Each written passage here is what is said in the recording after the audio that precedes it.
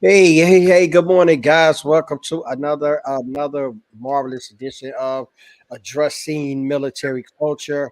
I am your host as long as you know it. I'm your homie, your nephew, your uncle, all of that good stuff. Carl Shawn Watkins, U.S. Army vet, here with my man, 50 grand, as they say in the old days, Charlson Graham, U.S. Air Force vet.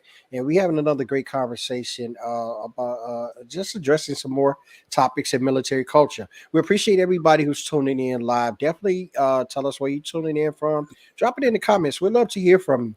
Any questions you got, any thoughts you got about any other subjects that we watch, any other past episodes that we've done. Please check them back at hashtag replay for those who's going to see that as well. Chime in. We'd love to hear from you. We love to engage. We do go back and check it out. I check out comments, check out all comments. I engage with those who engage as well. And we definitely want to hear from you because we want to expand the scope of our conversations and continually just addressing those military cultures and then addressing them. I know addressing sometimes means the bad part of it, but we talk about the good part as well. We just talk about the culture in general. What are some of the things that can make it better that we think as solutions, being veterans of these armed forces, kind of understand the inside as well as the out. Now that we're out doing our own things, we kind of know a little bit about, got some solutions we think about where things should be. But we're talking about a subject today that I'm all in on. We're talking about vulnerability, and we're talking about the hardness of it, you being able to show that as a soldier. And I kind of performed the topic today, kind of like in the question, man. What's going on with you, Charles? Before we get started, man, how was your weekend, man?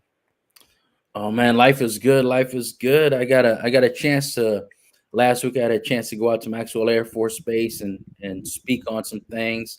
I created this presentation: diversity and inclusion meets emotional intelligence. Got Oh, a lot. I like that, man. Yeah, and the thing about it is when I talk about diversity and inclusion and emotional intelligence, the emotional Mhm. intelligence part is about the individual taking responsibility, right? So it's not even about the policy, it's about the individual. And the same is true for our topic today about soldiers being vulnerable. It's about Mhm. being responsible for your own mental health, about taking ownership. Mhm. Yeah, it really is. And I was talking about when we talk about vulnerability and we talk about what that really means and what that is, and we know what it is on the standpoint of what it exposes you to, right? But it takes on a whole new dynamic in the military. It's already kind of like a scary. It's become now kind of buzzword with the pandemic and all the catastrophes and kind of like calamities that we've experienced over the past 2 years. Vulnerability has really taken a stage front stage, and people are really exposing a lot of the things that they were not conversating about. They were not telling others about, that there was not conversations addressing, but that still hasn't been the pressure point in the military. It's still very, very hard to have those kind of conversations in the military. And we know the persona of the military, this strong fighting machine. But it's also, we have to realize the dynamic is that there are humans behind this machine, right? There's humans behind this great fighting, what we have, as we call in our armed services, just this great military power. There are people there that are doing some of the things necessary to continue how we're viewed across the globe. And with that being such a prime importance, and how our understanding of what vulnerability is, it really speaks to the matter of, can soldiers be vulnerable without regret? Because a lot of times showing that vulnerability automatically attaches the stigma of you are weak, regardless of how we have to paint it, regardless of how we try to change the narrative of thinking in the military. For the most part, I've been out a few years, but I still in touch with a lot of soldiers that are still in and continuing their careers. Being vulnerable or even speaking it it's such as mental health was a few years ago. It still has this stigma of putting a stamp on your back or a bullseye on your back, is to say, yo, I don't know. Yeah, he in here with me. I know, we in the same platoon, same squadron, whatever, but I don't know, man. That dude, like, I don't know, I just can't trust him. What's your take on that, man? And how do you feel about that? Is it and get a little bit of that from the Air Force perspective and from what you feel about it from your perspective. Well, I think that being strong and being tough it's part of the culture, right? It's in our words, right? So the Air Force Creed, one thing that's part of the Air Force Creed is I'll never leave an airman behind. And we talk about warrior ethos, things like that, right? There's Army strong, the few, the proud, the Marines. So can you align with those things and then say, I'm scared, I'm lonely, I've Mhm. been hurt, like that hurt my feelings, I'm offended.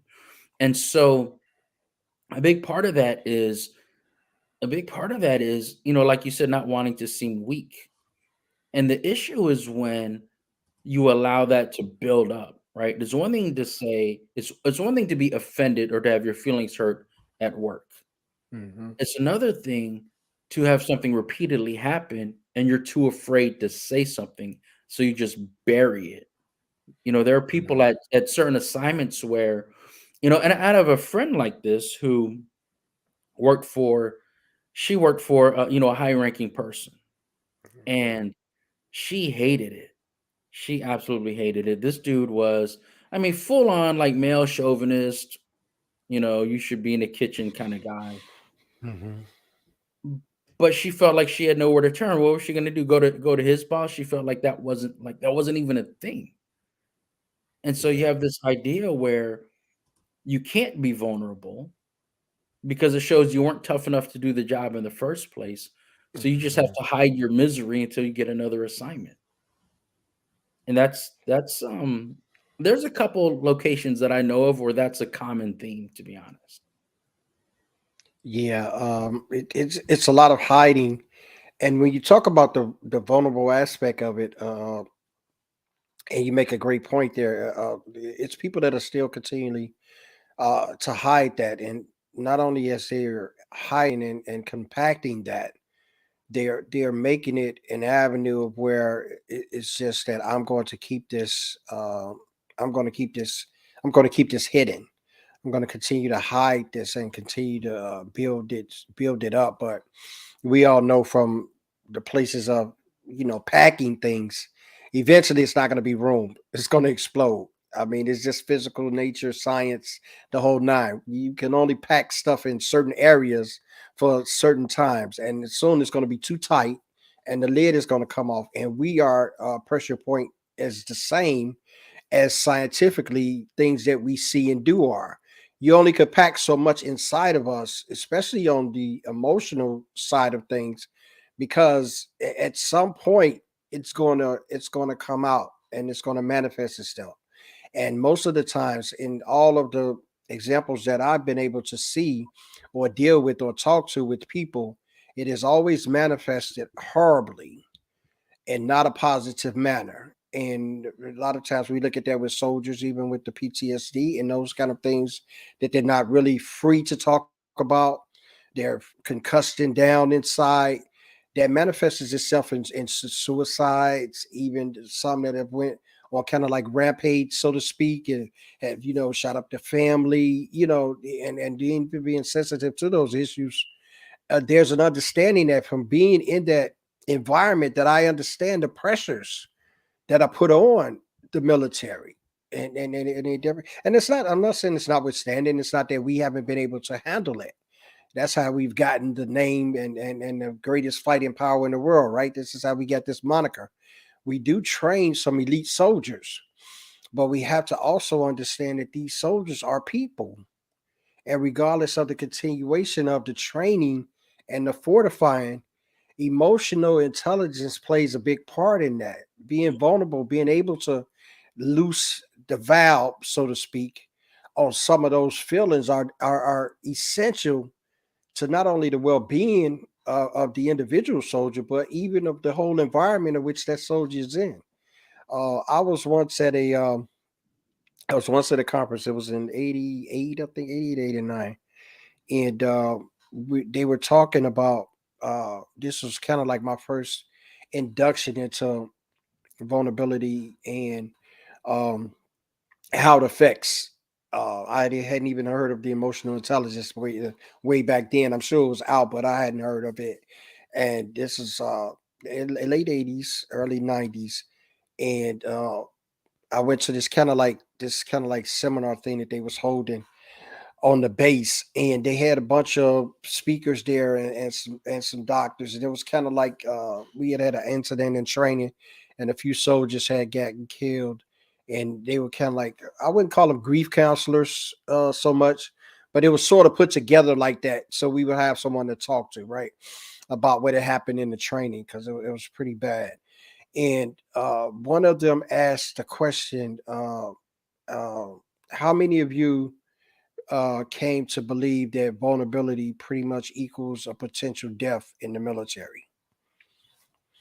And when they asked that question, I was kind of like, I couldn't put it together. I couldn't put an understanding of it together. First of all, I was like, "What do you mean vulnerability equals potential death?" So as the lady continued to talk about it, she was like, "What I mean," and she was like, "Let me go and explain it. You being able to verbalize your vulnerability, or you not being able to verbalize the things that you're vulnerable about, do you think that will eventually equals a potential death in the military for you?" And when she re-asked it like that, I really gave some thought to that, of how she was linking those two together, by you not being able to express how you truly feel, will that ultimately lead to you being your death, whether it be in however that may happen. But you think about that, man. If I revisited that question because we were talking about this topic today, and I revisited it that, and I wanted to ask you that. What do you think about that, man? Do you think vulnerability equals a potential death to soldiers? I think, I mean, first of all, I think that's just a powerful way to put it, and I can Yeah. definitely appreciate that. When I think about it, people don't look at vulnerability as an avenue towards healing. They don't look at vulnerability as like a pathway to increased performance or optimal functioning. They look at it the Mhm. opposite. But the truth is, being vulnerable allows for healing. Whereas this question that you brought up, can can hiding your vulnerability Mhm. turn into a death? And the answer is yes. And I say that because I'm thinking about it from a scientific perspective, where what happens is the way the brain works, in a lot of situations, you have to be able to think, you have to be able to process, right? You always hear your training will kick in. That's what's going to happen. Your training is going to kick in and you will do what you got to do. Mm. But if you're holding in that pain, that hurt, whatever is bothering you, it impacts your ability to process information. That's when mistakes are made. There's been so much data through so many studies, so much research that shows that a large majority of workplace accidents and illnesses are based on workplace stress. Where Mhm. if you could be vulnerable and deal with that, then you would cut down on absenteeism. You would cut down on interpersonal, problems within the workplace. You would cut down on accidents. The military is the same way, because when you look at even these training accidents, and I believe I saw one happen, I think a week ago. I don't remember where, but someone had posted it on Facebook that someone lost their life in a training accident. And those accidents never happen because someone is completely incompetent. Right. Like, before you got into that training scenario, you've Mhm. already proven that you have the skill set to get in there. So Right. what was going on in your mind? Now, I can't tell you that everyone that's ever had a training accident was, hurting inside or anything like that. I think that'd be ridiculous to say. But I can tell you that you have to have the ability to focus.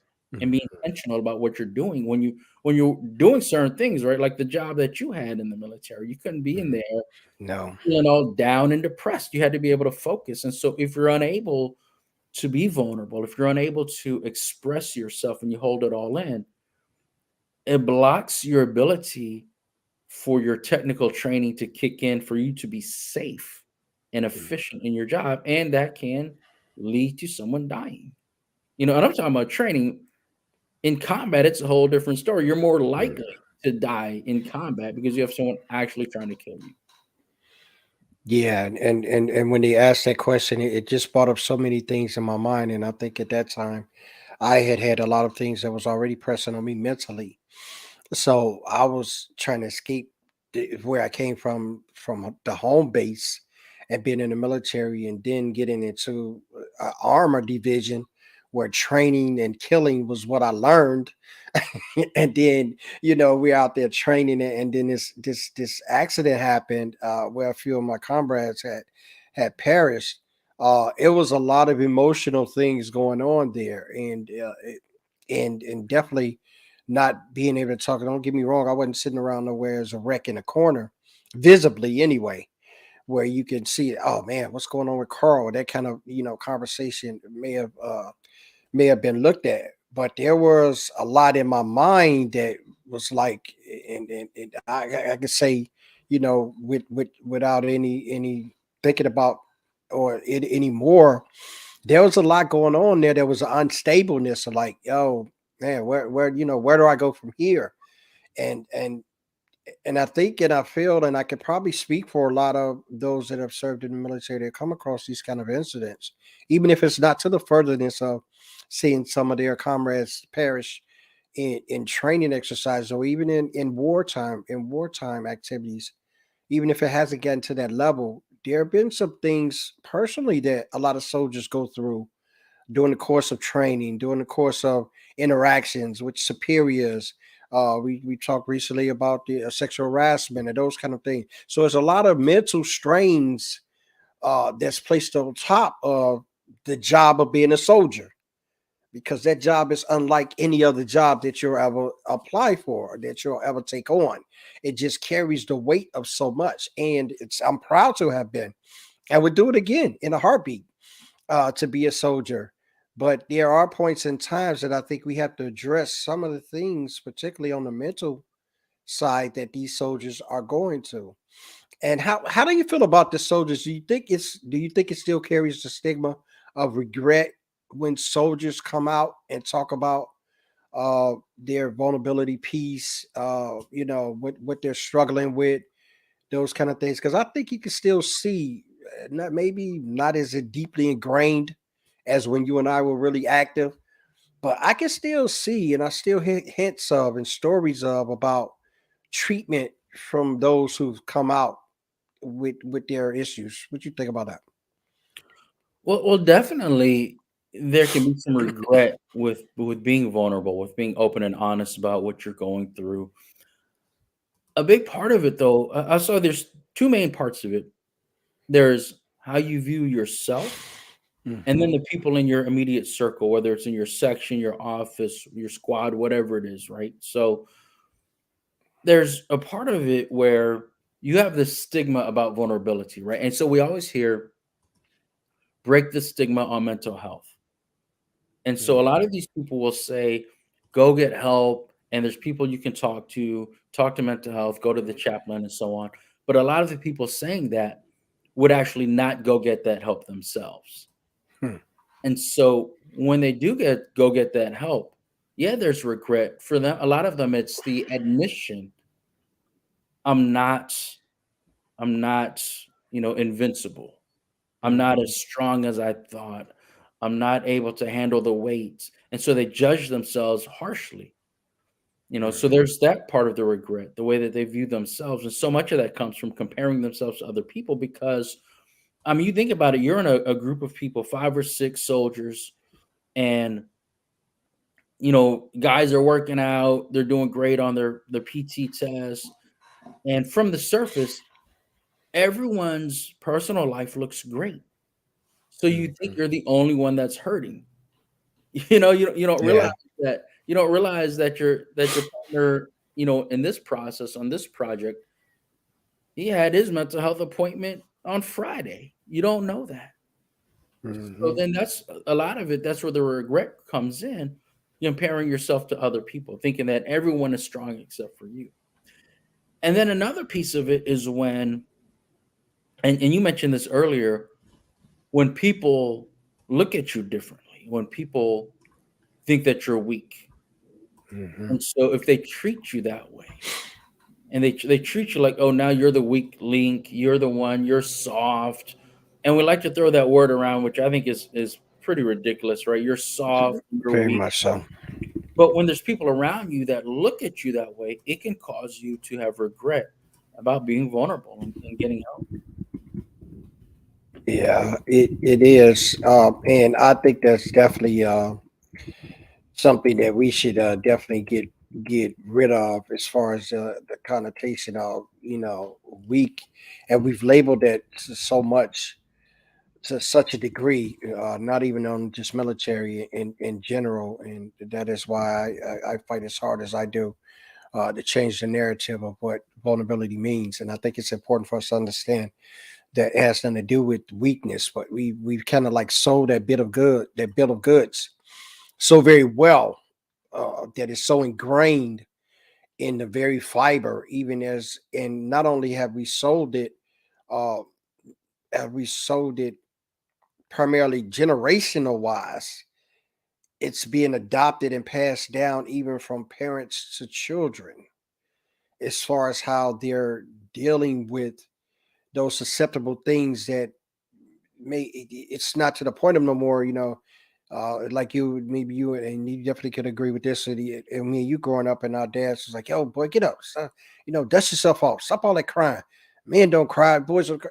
Those kind of things, and how we looked at those kind of things, uh, as what we quote unquote view to be the toughening up, or even the tough love. That, but I think that they just did what they knew best to do. But it was also a continuation of carrying on that dysfunctionality, right? If I'm understanding that, and that's how you raised me, so definitely, if I have a son, what the first thing I'm gonna draw on? The experiences and the taught and the knowledge that you gave me raising me.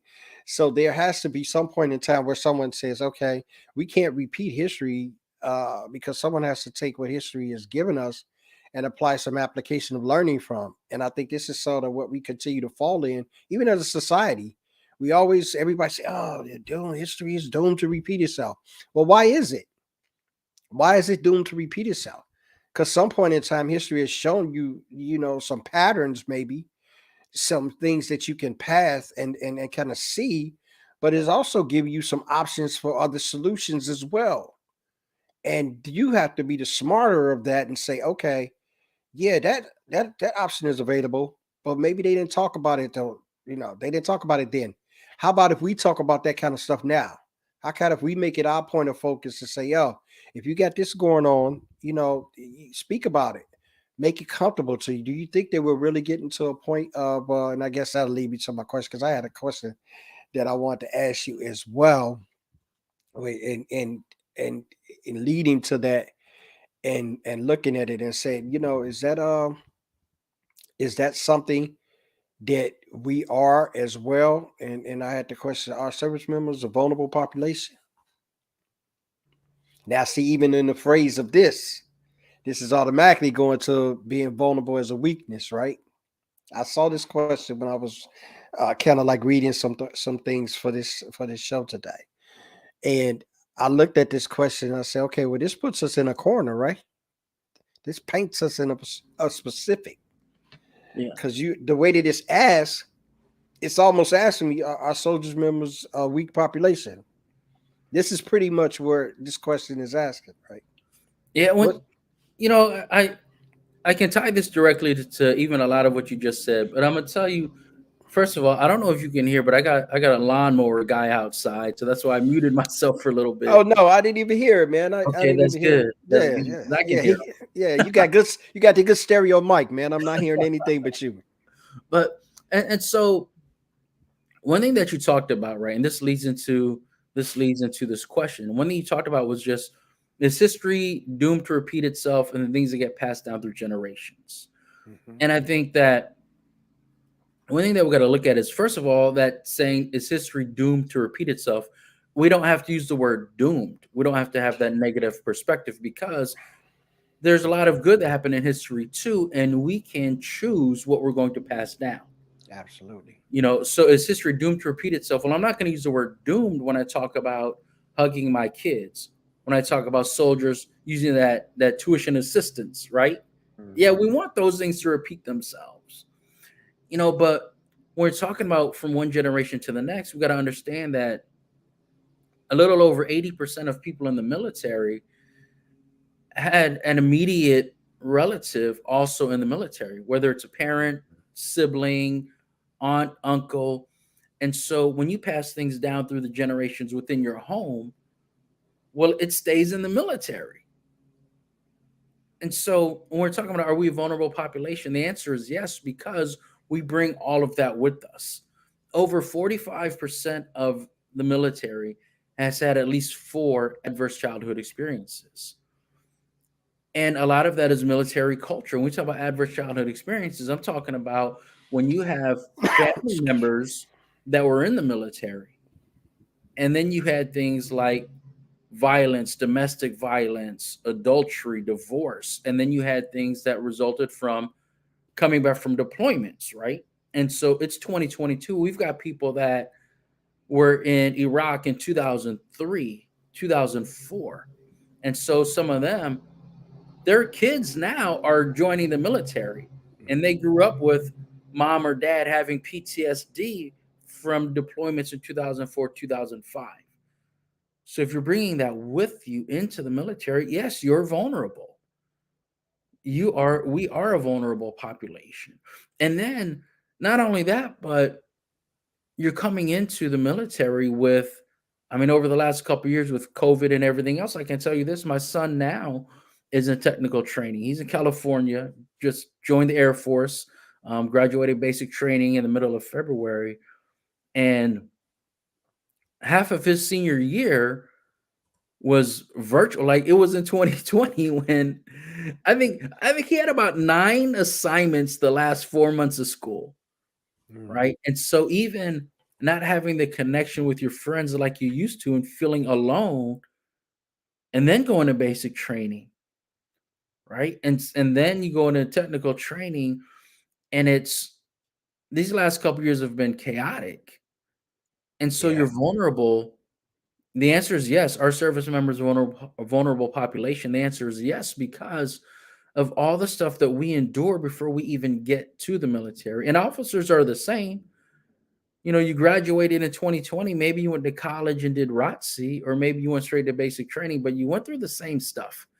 And a lot of these young officers, just like the enlisted, their parents were in the military. When someone says, my dad or my grandfather served in Vietnam, well, what did they bring home with them from Vietnam? PTSD, depression, domestic violence, alcoholism. So that's what you saw growing up, and now you're in the military. Yeah, you're vulnerable. And what I want to do is, I want to apply this directly to this question. You posed it earlier. You flashed it on the screen, asked by Quentin Taylor Garcia. For the military side, I think they are not getting to know the soldiers, right? That's what he Hmm. says. Trust is not there. Hmm.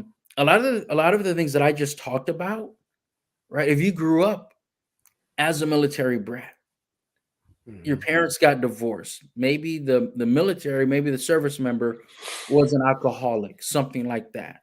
Maybe Hmm. there was adultery from that resulted from deployments, which happens to human beings, right? Yeah. And then when it comes to the vulnerability, you don't want people to know that. So when Quentin says, I think they're not getting to know the soldiers, you go through that, you show up to the job with a wall, with a barrier. So if Yeah. you're the leadership, you don't want to let your troops know that, because you don't want to seem weak. You don't want to seem vulnerable. And the same thing if you're the young guy. You don't want to seem weak. You don't want to show up at 19 years old and talk about what your parents did when you were 17.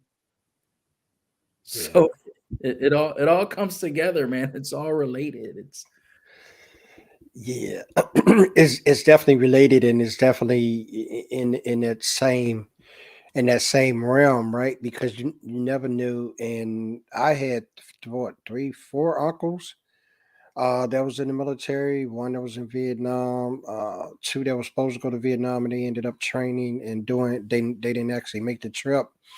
Uh, so you had a history of him, and for the most part, most soldiers. I mean, back in my time, I can say, just to kind of put that in the funnel. Uh, we had some lineage in there. I had grandfather or uncles or something like that, something where we can visibly see a connection and say, oh yeah, that'd be something that I might want to do today. A lot of them soldiers have gotten in based upon. I know a lot of friends that I have now joined just because what happened in 9/11. They had this sense of like want to serve, and they was moved toward that. But for the most part, we wasn't even getting to know. I was in a military brat, and I things that have happened to me kind of pushed me to the military. I never even went to my uncles and them who had been in there and even talked to them about that, because I it's like it didn't was nothing that I thought about as an option for me. Right, I had other ideas of what I wanted to do, but with some of the pitfalls and things that I fell into in my life youngerly, the military became an option because I saw it as an escape from, right. I saw it as this opportunity to go and say, oh, you know what, I'm gonna tour the world. You know how they put that big fancy picture up, how you going all over the world, you seeing all these things, you're taking all these trips, these recruiters try to get your mind with that on it.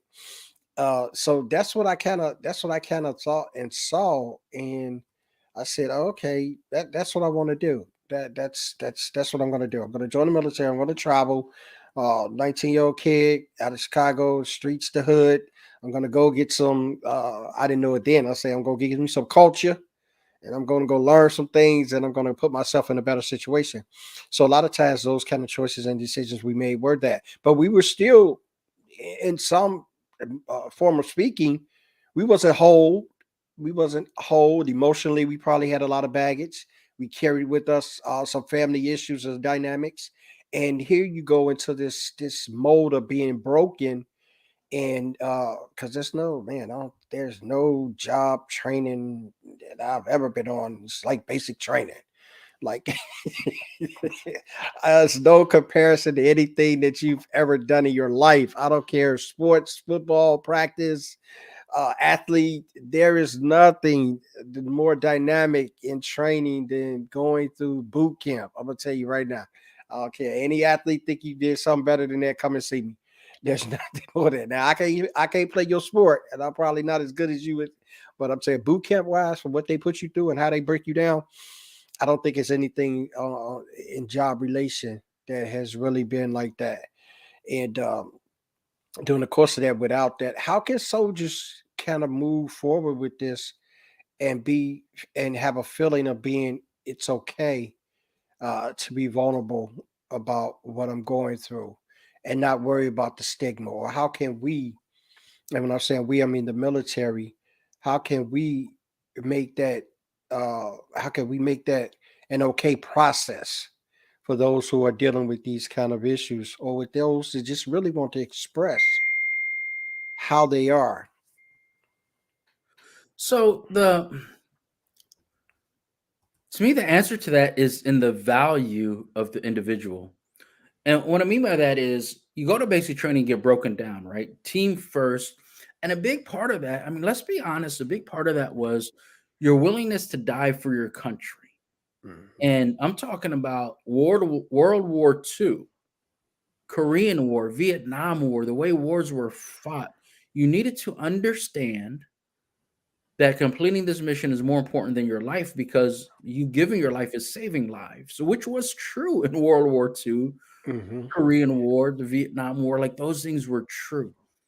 And so the military just kind of had this perspective of you needed to be willing to accept your nothingness and give your life to the country, and that your true value is in your sacrifice. But it's 2022. things have changed, and what happens is people are getting these same messages in basic training, but a lot of them are showing up broken from basic training, right? Because like you were talking about the lineage, Hmm. a great grandpa had shell shock from World War II, right? In Vietnam, they call it shell shock. Desert Storm, we had, was it Gulf War syndrome and Golf was saying, PTSD. yeah, Yeah. And then PTSD and anxiety and depression, more access to alcohol and drugs after, Iraqi freedom. And so those things were generational in your family. And then you go to basic training and you just feel like you lack value as an individual. And so when you realize your worth, when you realize your value as a person, your individual strengths and skill sets, that you have the power to change people's lives through being empathetic, then you realize you're worthy of getting help. You're yeah. worthy of healing. You're worthy of fixing yourself. And the truth is, when you do that, you save other people's lives.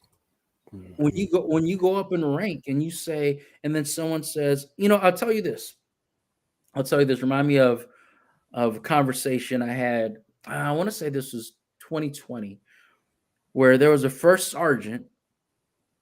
First sergeant was waiting for his appointment at mental health. That was not a thing 20 years ago. Yeah. Yeah, and so young A1C walks in and says, "Hey, first sergeant, what are you doing here?" Assuming that first sergeant was there to pick up another airman or something. And the first sergeant said, "Well, I'm waiting for my appointment. I've been real stressed out lately, so I come here to talk to someone." Like, how powerful is that for that young airman? So, Yeah. oh wow, first sergeant's stressed out. Okay, maybe nothing's wrong with me for getting help. And we don't realize the impact of that for that young airman to go back to the office. Yo, I saw the first sergeant there. Yo, I'm telling you, if you stressed out, man, go get help. If the first sergeant can do it, I'm telling y'all, if you stressing out or whatever, go talk to somebody. Leading by example, right? And it's hard to lead by example and apply the warrior ethos and be vulnerable at the same time. Yeah, it's a lot going on, even in that sentence, let alone if you actually have to physically do all of that, right? Yeah. When you're leading by example, the primary thing about it is because a lot of times say, even I've heard people say, even in the Bible, it say be first partakers, right? So you lead by example. We've already got this mantra that uh, I'm going to lead by how I do, which is actually carries the weight. Because I know as a kid, my dad used to always say, "Do as I say, not as I do." And I used to always look at he did what he did, and it didn't match what he said. So I was like, "What in the world is going on with this?" Right? So when you look at those things, they become obstacles to the mind because you say, "Okay, I'm leading by example." So if I'm seeing you continually hiding, continually trying to hide your imperfections, trying to not deal with pressures, trying to, what does that tell me? That tell me that it's okay to continue the functionality or the dysfunctionality that I'm inhabiting from you because I'm doing the same thing. But in all actuality, lead by example should be a piece of action and it should be a piece of explanation. They should go hand in hand. Is that my example is that yes, I didn't do this correctly. There should be some explanation into that. I didn't do this correctly. I didn't handle this the way that it should have been. I should have talked about these things. And now I'm in a point of saying I have an opportunity to have those that's coming behind me, those that are watching me as examples, see how I deal with this. And I think goes to the moment of just being a leader and what that says about you. If you come to that perspective of understanding, that if I had PTSD, and I came out and I was able to say this and share this with soldiers and put them at an ease, a point of saying it's okay to talk about this, guys. I know you guys are going through that. Like you said, with the higher ranking official, coming and saying something. I remember times when the staff sergeant or the sergeant first class used to come talk to us, as we was just little privates and private man. We got excited, man. We come down with the little rah-rah speech and all of that, but they never took those opportunities to dispel in us the humanity of who we are, though we have this job. And I think that goes along with training that goes along with so many other things that we could probably talk about in the midst of that, and understanding the role that you have as a leader. But being vulnerable, it has to take on that connotation of not being a regretful thing or action that you've come to realize that you are in. And yes, we are a vulnerable population, the military is. For that simple fact, we can't wear our feelings on our sleeve, but it has affected us in so many other areas that maybe we're going to wear it on our sleeve and just pull the shirt down. Maybe there's other ways that we have to see how we can deal with that and move that. And Quentin said something that was real profound here. He said he remember his older brother telling him when he retired that you retired from the military, but the military didn't retire from you. I did not know what he meant until later on. Yes, we are done with our duties in the military, but the art of war is molded into you now. And that is so very true, man. I'm saying, yeah, you painted a perfect picture there, Quentin. I appreciate you for sharing that, man. Uh, yeah, I still do stuff now that the military taught me. I've been out since what 90, 91. And what this was like 30 years later, right? So we in 2022, 30 some years later. I still do things. I still make my bed the same with the corners. And, I still like these are just little like I don't even call them like you can't even call them like pet peeves. It's called like they're like mental pieces that will never leave me. Right? I still shine my shoes. Like you know what I mean? And or those kind of things. I don't take them to get polished. I got polish. I still got a shoe shine kit like certain, certain things like that. It's funny to see. I even taught my son how to shine his shoes, so his dress shoes and things wouldn't be dusty. Some of those things.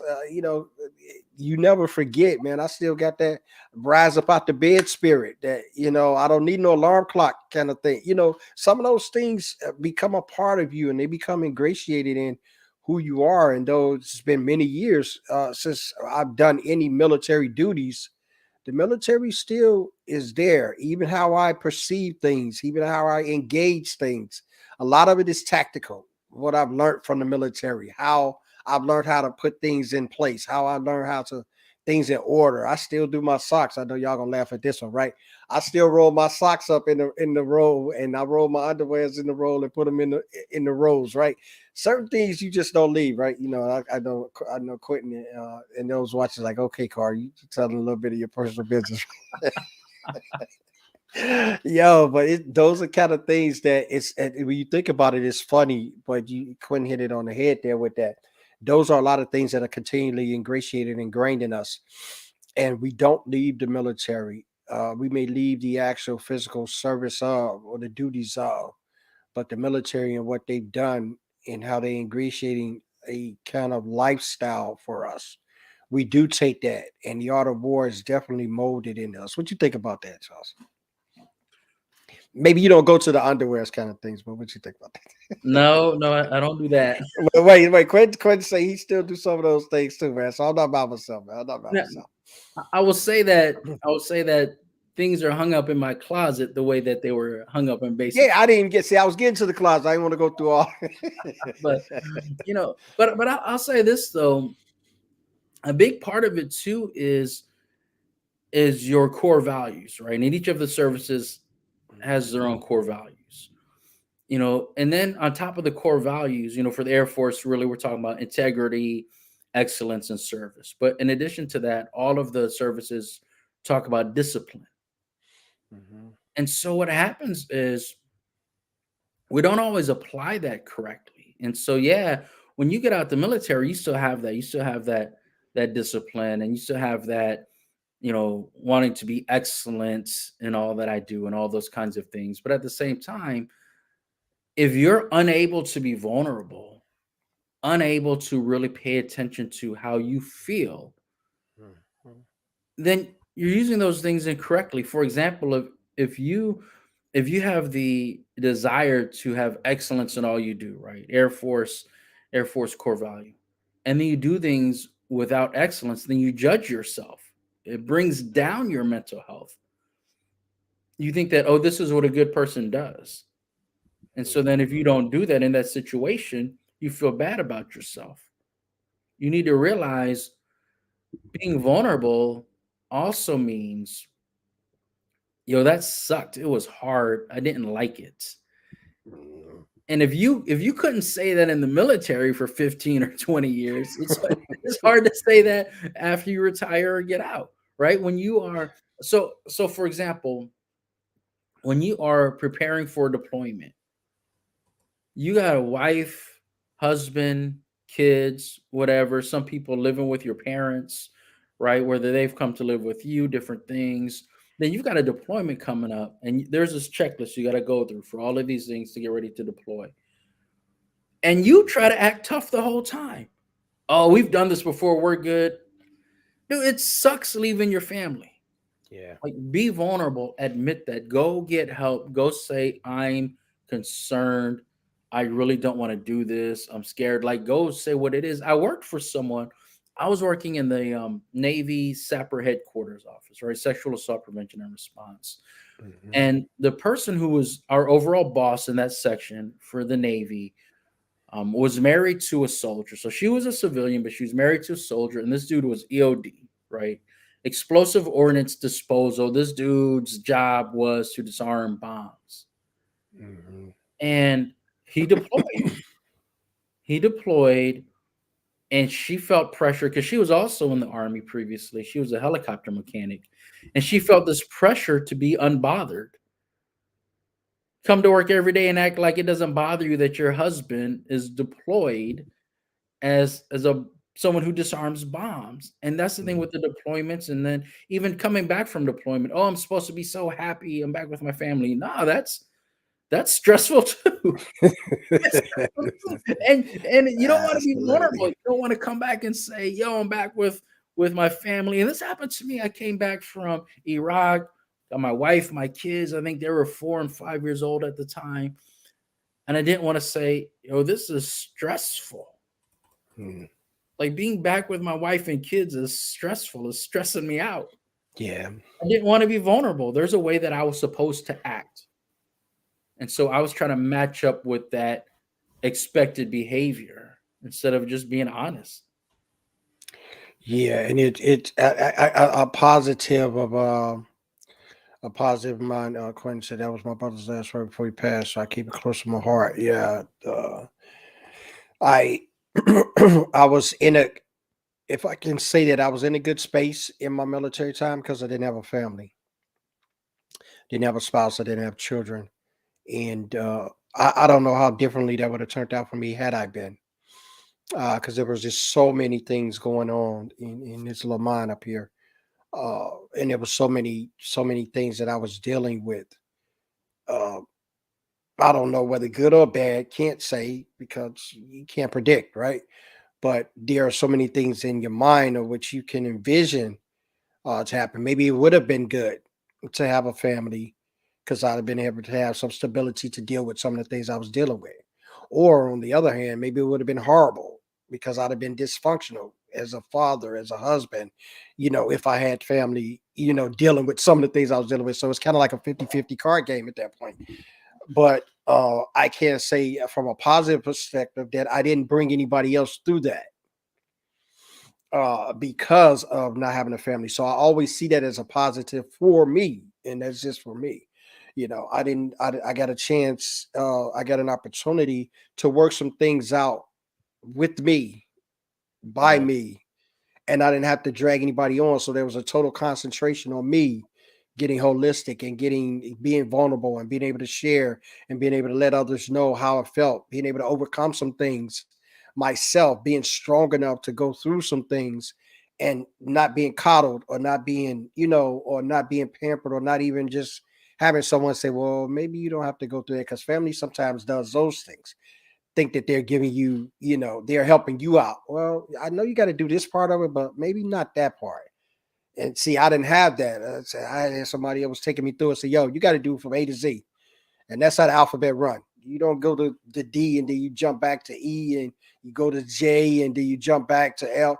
It's alphabet run A to Z, right? That's the, in every conversation they tell you A to Z is how I run. That's how I had to go through things and being vulnerable in that, and gut checking myself with some things, and being able to format things how I needed to go through them made it better for me today. And I think if it had been any other kind of way, who's to say, right? We don't know.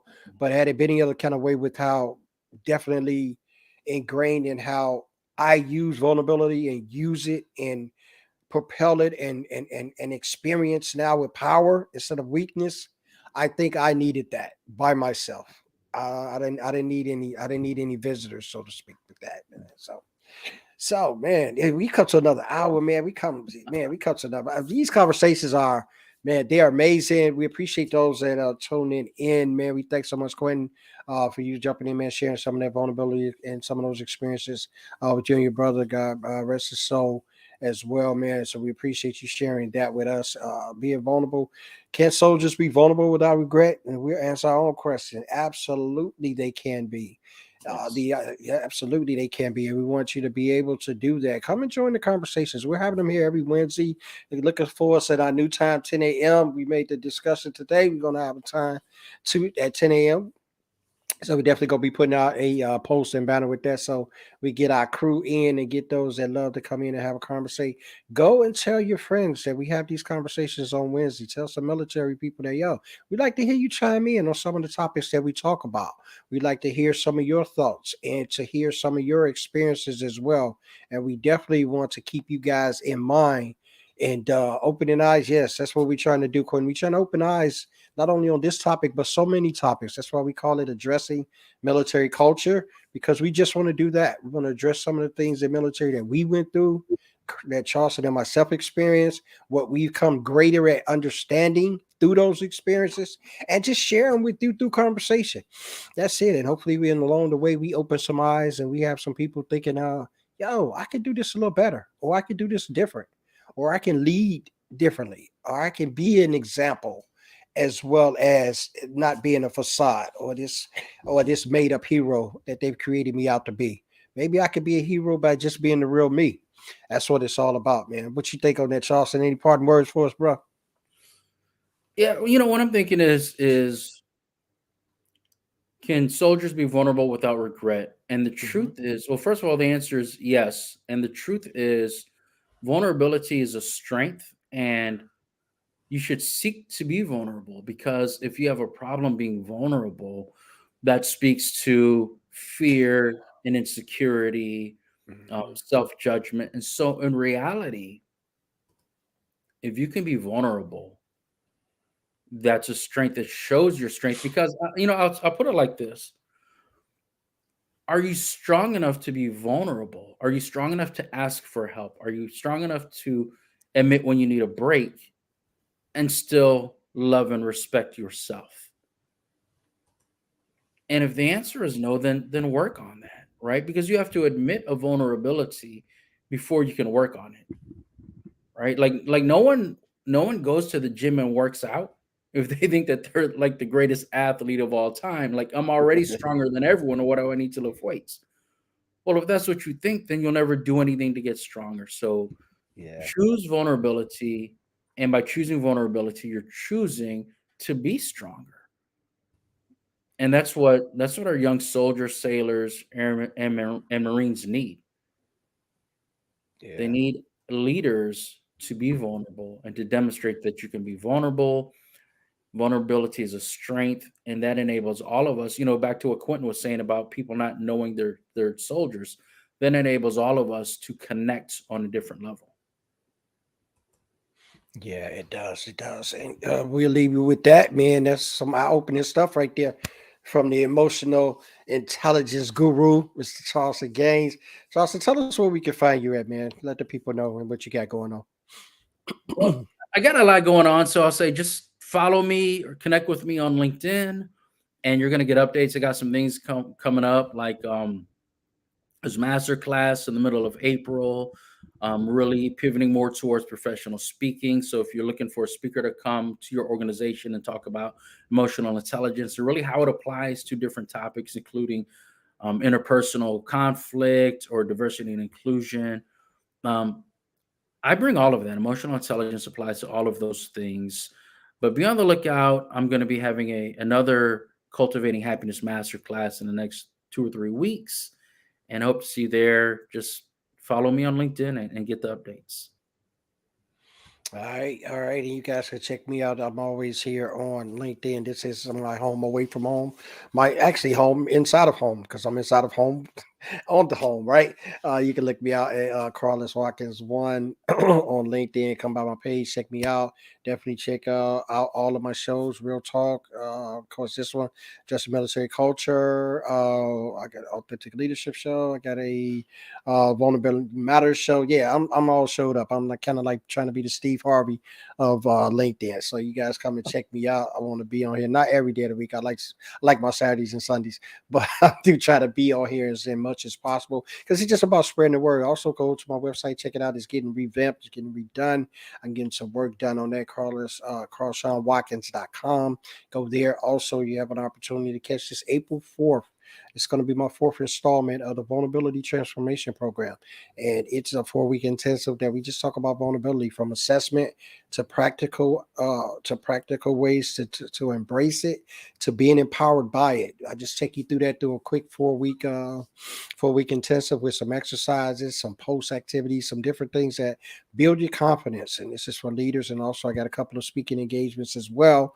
Be chipping off of that old speaking block with my man Charlson there, going out to some companies. And we're talking about vulnerability and leadership. And I got some appointments with some C-suiters who want to really understand how they can make better connections with those that they lead. And with this great resignation that's going on, we want to be able to be as entrepreneurs, solopreneurs, business leaders, business owners, corporate owners as well, the whole nine. We want to be able to cultivate these relationships so we can be better, right? So we can be better, so we can have these better places where people can come to work, be empowered, be able to fulfill their wishes on their side, and also be able to bring you that bottom line which you're looking for as well. But let's do it in a connective manner because diversity plus vulnerability equals inclusion. And if you're not going to be able to include that diverse if you're not vulnerable enough to know you need their value, right? So with that being said, we appreciate you guys for coming by. Thank you always, and we look forward to seeing you guys next week, same time, 10 a.m. Go tell a friend, bring them in. You guys come and chat. We appreciate everybody that's come by. Those who are going to take us out, hashtag replay, I'll be looking for the comments. Drop them in there. You guys have a great rest of your week. And we look forward to seeing you guys on the other side. Have a great one, guys.